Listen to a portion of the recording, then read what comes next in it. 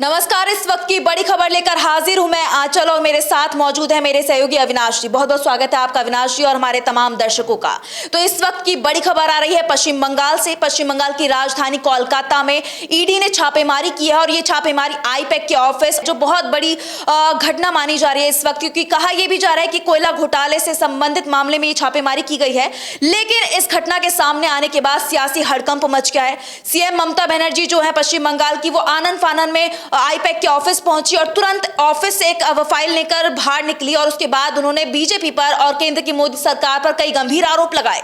उन्होंने ये भी कहा कि ये चुनावों को हाईजैक करने की कोशिश की जा रही है। उन्होंने ये भी कहा कि ये मेरी पार्टी को हाईजैक करने की कोशिश बीजेपी और केंद्र सरकार की तरफ से की जा रही है। इस पर भी हम बात करेंगे, लेकिन ऐसे में एक सवाल ये भी है कि आखिर ये आईपैक है क्या। तो ये एक फर्म है जो पहले प्रशांत किशोर चलाया करते थे। आईपैक जो फर्म है वो टीएमसी के लिए चुनावी रणनीति तैयार करती है, उनके कैंपेन को दिशा दिखाती है, किस दिशा में कैंपेन जाएगा। बाकी इस तरीके की कई प्रक्रिया है जो टीएमसी के लिए तैयार करती है आईपैक। और ऐसे में आईपैक यहाँ पर ये जो रेड मारी गई है, छापेमारी की गई है, वो कई सवाल खड़े करती है कि आखिर बहुत जल्द ही चुनाव होने हैं, लगभग 2 महीने का वक्त बचा होगा। पश्चिम बंगाल में विधानसभा के चुनाव होने हैं, जिसको लेकर सियासी दल बहुत एक्टिव मोड में है और लगातार अपनी चुनावी रणनीति पर काम कर रहे हैं। और जिस वक्त टीएमसी की जो प्रमुख है ममता बनर्जी, वो भी लगातार अपनी चुनावी रणनीति पर काम कर रही थी। उनकी चुनावी रणनीति तैयार की जा रही थी आईपैक के जरिए, और ऐसे में उस ऑफिस में छापेमारी करना ईडी के जरिए ये बहुत बड़े सवाल खड़े करती है। तो सवाल ये भी है कि क्या कुछ बड़ा खेल करने की तैयारी में अविनाश जी? नहीं, बिल्कुल। जिस तरीके का छापा पड़ा है ईडी का, और निशाने पर कौन है? निशाने पर वो कंपनी है जो ममता बनर्जी और टीएमसी की पार्टी की जो विधानसभा चुनाव होने हैं उसके लिए चुनावी रणनीति तैयार कर रही है। अब क्योंकि जो पहले जो चुनाव होते थे उनकी तुलना में अब चुनाव लड़ने का तरीका बिल्कुल बदल गया है।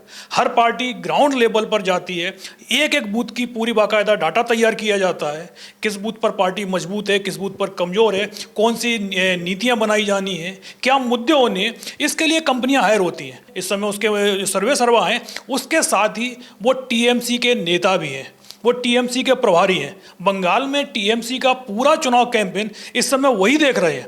तो ऐसे में जब चुनाव की घोषणा सिर्फ 50 दिन भी नहीं बचे हैं, फरवरी के लास्ट वीक पर ये चुनाव का ऐलान हो जाएगा, और उससे पहले इस तरीके की छापेमारी करना वो साफ साफ दिखाई दे रहा है। क्योंकि जो इस समय जो भी चुनाव की तैयारियों से रिलेटेड जितने भी डॉक्यूमेंट्स हैं उन सभी पर प्रत्येक जन की पहुँच है। वो सारे डॉक्यूमेंट्स उनके कार्यालय में या उनके घर पर मौजूद हैं। तो ऐसे में जब ईडी का छापा पड़ता है, अब आप कह रहे हैं कि कोयला तस्करी का मामला है, अरे भाई वो मामला काफ़ी पुराना है। आपको चुनाव के समय ही ये इन सब चीज़ों का याद क्यों आता है कि भाई अब चुनाव आ गया है तो हम चलते हैं बंगाल चलते हैं? अभी 10 दिन पहले जो देश के गृह मंत्री थे वो भी बंगाल में मौजूद थे। और सबसे बड़ी बात तो ये अविनाश जी कि इस वक्त जो जेपी नड्डा है, बीजेपी नेता, वो भी बंगाल में मौजूद है जिस वक्त छापेमारी की जा रही है। नहीं, बिल्कुल। जो छापेमारी के समय पर जो बीजेपी के अध्यक्ष मौजूद हैं, 10 दिन पहले जो गृह मंत्री थे वो बंगाल में थे, और 10 दिन बाद प्रधानमंत्री बंगाल पहुंच रहे हैं। तो ये सारी चीज़ें आप देखिएगा, जो बीजेपी की स्ट्रेटजी है वो साफ दिखाई दे रही है कि किसी तरीके से विपक्ष को प्रचार करने से रोका जाए। जबकि टीएमसी चीफ खुद आज भी उन्होंने इस चीज़ को बोला है कि जिस तरीके से केंद्र की एजेंसियां अमित शाह के इशारे पर हमारे ऑफिस और दफ्तरों पर छापे मार रही हैं, अगर हम बंगाल पुलिस को इस तरीके का आदेश दे दें और वो बंगाल में जो बीजेपी के ऑफिस हैं वहां इस तरीके के छापे डालना शुरू कर दें किसी भी छोटे छोटे मुद्दे को लेकर, तो फिर बीजेपी के जवाब क्या होंगे? उन्होंने ये भी बोला था कि आज बंगाल में शांति है, इसीलिए बीजेपी के तमाम नेता जो बाहर से आते हैं, दिल्ली से आते हैं, बीजेपी हाईकमान के जो बड़े बड़े दिग्गज नेता हैं, वो अगर बंगाल में आकर प्रचार कर रहे हैं तो वो इसीलिए कर रहे हैं कि बंगाल में सुरक्षा है, शांति है। नहीं तो अगर हम चाहें तो वो लोग अपने होटल से भी नहीं निकल पाएंगे प्रचार करने के लिए। लेकिन बस वही बात है कि टीएमसी पूरा चुनाव चाहती है कि जनता के वोटों से चुनाव जीता जाए, लेकिन बीजेपी की जो स्ट्रेटजी है, सबसे पहले जिस तरीके से एसआईआर की प्रक्रिया शुरू की गई, एसआईआर में जब दिखाई दिया कि बंगाल में कुछ होता हुआ नहीं दिखाई दे रहा है, तो अब जिस तरीके से ईडी की छापेमारी शुरू हो गई है, वो साफ दिखाई दे रहा है कि बीजेपी किसी तरीके से जो टीएमसी की चुनाव रणनीति है, टीएमसी के जो उम्मीदवार हैं उन पर पहले पहुँच अपनी हासिल करना चाहती है। ये पता चल जाए कि भाई जो टीएमसी का उम्मीदवार है किस सीट सीट से कौन सा उम्मीदवार होगा, क्योंकि आईपैक ही सर्वे कर रही है हर एक सीट पर कि भाई किस सीट पर टीएमसी का कौन सा उम्मीदवार मजबूत स्थिति में है। तो उसके आधार पर ही टीएमसी अपने उम्मीदवारों का एक तरीके से चयन करेगी और संभवतः अगले महीने वो टीएमसी की लिस्ट भी आने वाली है। तो उस लिस्ट तक अगर बीजेपी के हाथ पहले वो लिस्ट पड़ जाती है और संभवतः जिस तरीके से खबर आ रही है कि तमाम डॉक्यूमेंट्स लेके गए हैं और अगर वो लिस्ट भी चली गई है तो ये टीएमसी के लिए बहुत बड़ा झटका हो सकता है, क्योंकि आप मानकर चलिएगा कि जिन नेताओं के नाम उस लिस्ट में नंबर 1 प्रायोरिटी पर हैं उनके घर पर भी जल्दी ईडी के छापे पड़ने शुरू हो जाएंगे। जी बिल्कुल, एसआईआर को लेकर तो जो केंद्र सरकार है और बीजेपी है वो पहले से ही घिरे हुए थे और इस वक्त जो ईडी की छापेमारी की गई है आईपैक के ऑफिस में और जो प्रतीक जैन है उनके घर पर, तो ये इस प्रक्रिया ने भी, इस घटना ने भी कई बड़े सवाल खड़े कर दिए हैं बीजेपी के ऊपर और केंद्र सरकार के ऊपर। ऐसे में बीजेपी दोबारा से फंसती हुई दिखाई दे रही है, दो तरफा घिरती हुई दिखाई दे रही है। इस बीच ममता बनर्जी ने भी उन्हें घेर लिया है और उन्होंने आरोप लगाया है कि बीजेपी और केंद्र सरकार जो है वो साजिश रच रहे हैं टीएमसी को हाईजैक करने के लिए, लेकिन वो इन कोशिशों को नाकाम कर कर रहेंगी। ममता बनर्जी ने कहा है, उनका बयान आया वो भी हम सुन लेते हैं कि क्या कुछ कहा है सीएम ममता बनर्जी ने। To collect all of our party hard disk, the candidate list, the party strategy, the party plan. Is it the duty of the ED and Amit Shah, the nasty home minister, the naughty home minister who cannot protect the country? And he's taking away all my party documents. If I get the BJP party office, what will be? What will be the result? They didn't have any guards. One side the SIR case, they are deleting all the names of the Bengal people. More than 2 crore people, 1.5 crore people are being called. 54 lakhs are being deleted without any asking their details. They are using WhatsApp only, and because of election they are collecting all my information of my party. देखो मैंने सब लेके आया because I rang up Pratik because he is the in charge of my party. So my hard disk, see,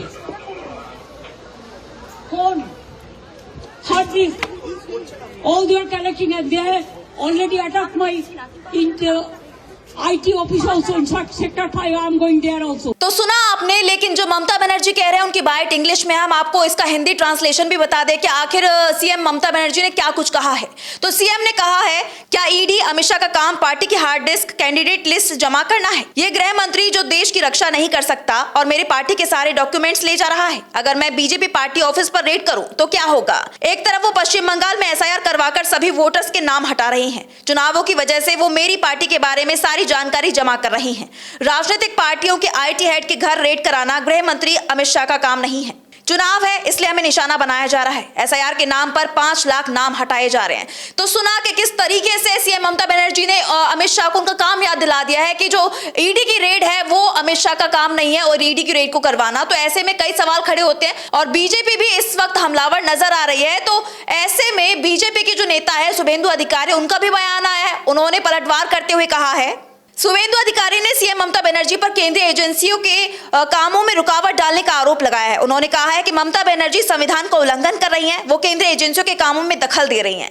तो ये बहुत बड़ी जो है लड़ाई छिड़ती दिखाई दे रही है टीएमसी और बीजेपी के बीच, वो भी बंगाल में चुनाव से महज 2 महीने पहले। और जिस तरीके की ईडी की कार्रवाई लगातार जारी है उसको लेकर सवाल पहले से ही खड़े हो रहे हैं, क्योंकि विपक्ष लगातार यही कहता आया है कि जो ईडी हो, आईटी हो, सीबीआई हो, ये सब जो है केंद्र के इशारे पर काम करती है, क्योंकि इस तरीके के आरोप पहले से ही लगते आ रहे हैं कि केंद्र सरकार इन एजेंसियों को कठपुतलियों की तरह नचाती है, जो कहती है वो एजेंसियां भी वही करती है। इस तरीके के आरोप पहले से लगते आ रहे हैं और इस वक्त जो कार्रवाई वहां पर की गई है बंगाल में, कहीं ना कहीं वो इस बात पर मोहर लगाती है, क्योंकि आने वाले वक्त में चुनाव होने और ऐसे में ये कार्रवाई कई सवाल खड़े करती है। और ऐसे में सवाल एक ये भी है कि 5 राज्यों में चुनाव होने हैं आने वाले वक्त में, 2-3 महीनों में इसका ऐलान भी कर दिया जाएगा और उससे पहले 5 राज्यों को छोड़कर केंद्र का फोकस इस वक्त बंगाल पर दिखाई दे रहा है। तो क्या कुछ चुनावी रणनीति मानी जा रही है इस पर? नहीं, बिल्कुल, क्योंकि देखो जो जिन 5 राज्यों में चुनाव होना है उसमें आसाम में तो बीजेपी की सरकार है और लंबे समय से सरकार है, तो वहां इस तरीके की कार्रवाइयां आपको होते हुए नहीं दिखाई देंगी। और बाकी के जो राज्य बचे हुए हैं उनमें एक बंगाल ही ऐसा राज्य है जहां पर बीजेपी मुख्य विपक्षी पार्टी है। तो ऐसे में बीजेपी के टारगेट पर सीधा सीधा बंगाल है। और आप देख रहे हैं जिस तरीके से ईडी के छापे पड़ रहे हैं, और जो टीएमसी चीफ है ममता बनर्जी का, उनका सीधा सीधा कहना है कि हमारी रणनीति पता करने की कोशिश हो रही है। क्योंकि चुनाव के समय पर जो सत्ताधारी पार्टियां होती हैं वो जनता के लिए, जनता के हित में कई बड़े फैसले लेती हैं, और संभवतः बीजेपी ममता बनर्जी क्या कदम उठाने वाली हैं उसको पहले से उसकी जानकारी हासिल करने की कोशिश कर रही है। क्योंकि अभी इस समय जिस तरीके से अभिषेक बनर्जी की यात्रा चल रही है, उस यात्रा को लेकर ये कहा जा रहा है कि ममता बनर्जी यात्रा के अंतिम चरण में उसको ज्वाइन भी कर सकती है, और उस दौरान कई बड़ी योजनाओं की घोषणा हो सकती है। बीजेपी उन योजनाओं के बारे में पहले से जानकारी हासिल करके उनको काउंटर करने की कोशिश कर रही है। क्योंकि अभी 10 दिन बाद प्रधानमंत्री 2 दिन के दौरे पर जब पहुंचेंगे तो उनके पास में जो टीएमसी की योजना है उनकी लिस्ट पहले पहुंचाई जा सके, उसकी कोशिश इस तरीके से होती हुई दिखाई दे रही है, ताकि प्रधानमंत्री जो बंगाल में जो उनकी रैलियां होनी है उन रैलियों में कुछ नए उस तरीके के ऐलान कर सकें, ताकि जो टीएमसी की योजना बाद में आए तो ये कहा जा सके कि भाई बीजेपी इस तरीके की योजना लेके आ रही थी और उससे डरकर ममता बनर्जी अपनी ये योजना लेके आई है। तो तमाम ऐसी चीजें हैं जिस पर साफ साफ सवाल उठ रहे हैं कि आप एक पार्टी के दफ्तर पर, क्योंकि आईपैक इस समय टीएमसी का काम देख रही है, आईपैक के जो मालिक हैं वो टीएमसी के नेता हैं, टीएमसी के प्रभारी हैं, तो ऐसे में आप एक पार्टी के नेता पर, पार्टी के दफ्तर पर, क्योंकि वो इस समय टीएमसी का आईटी सेल भी हैंडल कर रहे हैं, तो साफ साफ है आप पार्टी को घेरने के लिए ईडी का इस्तेमाल कर रहे हैं, क्योंकि आपके पास ममता को घेरने का और तो कोई ऑप्शन है ही नहीं है। ऐसे में एक सवाल ये भी उठता है अविनाश जी कि क्या बीजेपी की तरफ से जो है ममता को बहुत नीचा करने की कोशिश की जा रही है, लगातार ये दिखाने की कोशिश की जा रही है कि हम बंगाल जीत कर ही रहेंगे? नहीं, बिल्कुल, क्योंकि तो ममता बनर्जी को आप भ्रष्टाचार के मामले में घेर ही नहीं पाए हैं। क्योंकि जिन लोगों पर आपने भ्रष्टाचार के आरोप लगाए, या तो टीएमसी उनको पहले ही पार्टी से बाहर कर चुकी है, और दूसरा जिनको टीएमसी ने अपने से दूर किया, बीजेपी ने उनको अपने पाले में ले लिया। जिन शुभेंदु अधिकारी को आज बीजेपी सीएम उम्मीदवार बनाए रखे घूम रही है, उन्हीं शुभेंदु अधिकारी के खिलाफ किसी समय बीजेपी हल्ला बोल रही थी, सीबीआई ने उनसे पूछताछ की है। तो तमाम ऐसे मुद्दे हैं जिनको लेकर बीजेपी के भ्रष्टाचार पर ममता को नहीं घेरा जा सकता। तो अब बीजेपी की कोशिश यही है कि किसी तरीके से धार्मिक ध्रुवीकरण और ईडी के सहारे ममता बनर्जी की रणनीति का पहले पता किया जाए, उसके बाद उन पर हमला बोला जाए। तो जिस तरीके से ममता को घेरने की कोशिश बीजेपी कर रही है, क्योंकि आपने देखा है चुनाव आयोग की जो प्रक्रिया है, सबसे ज़्यादा नियम कायदे कानून जब उनका जो दुरुपयोग हुआ है एसआईआर में, तो बंगाल के अंदर हुआ है। और अब केंद्र की जांच एजेंसियां जिस तरीके से छापेमारी की कार्रवाई कर रही हैं, उससे ये चीज़ तो साफ दिख गई है कि बीजेपी को बंगाल में अपनी हार तय दिख रही है, और इसीलिए अब केंद्र की तमाम एजेंसियां बंगाल पहुंच गई हैं। जी बिल्कुल, आप सही कह रहे हैं। लगता तो ऐसा ही है कि बीजेपी एक तरीके से ये मान रही है कि हमारी जो हार है वो साफ साफ बीजेपी को दिखाई दे रही है बंगाल में, और इस बीच जो है बीजेपी हड़बड़ाहट में कोई भी कदम उठा ले रही है। और इसी बीच ये जो खबर सामने आई कि ईडी ने रेड मारी है, छापेमारी की है आईपैक ऑफिस में, तो ये बहुत बड़ी घटना निकलकर सामने आती है, और कहीं ना कहीं ये घटना एक तरीके से ये दिखाती है कि बीजेपी बहुत हड़बड़ाहट में है, और लगातार बीजेपी की तरफ से लगातार ये कोशिशें की जा रही है कि बंगाल उनके पाले में आ जाए, लेकिन बंगाल अभी बीजेपी के लिए दूर होता दिखाई दे रहा है। और ममता बनर्जी ने भी साफ कर दिया है कि वो बंगाल जीत कर ही रहेंगी, वो दोबारा बंगाल में अपनी ही सरकार बनाएंगी, टीएमसी की ही सरकार बनाएंगी। ऐसे में जो है बीजेपी की परेशानी बढ़ती दिखाई दे रही है, और इस वक्त केंद्र और टीएमसी दोनों ही आमने सामने आ गए हैं। दोनों के बीच में जो तनाव है वो चरम पर पहुंच चुका है, और अब आगे आने वाले वक्त में क्या होता है बंगाल में, बंगाल किसके पाले में जाएगा? क्या टीएमसी जीत पाएगी बंगाल को, या फिर जो जिस तरीके से बीजेपी दावे कर रही है, क्या अपने दावे में कामयाब हो पाएगी बीजेपी? ये देखना होगा। लेकिन फिलहाल इस बड़ी खबर में बस इतना ही। बहुत बहुत शुक्रिया अविनाश जी आपका और हमारे तमाम दर्शकों का। मुझे दीजिए इजाजत, नमस्कार।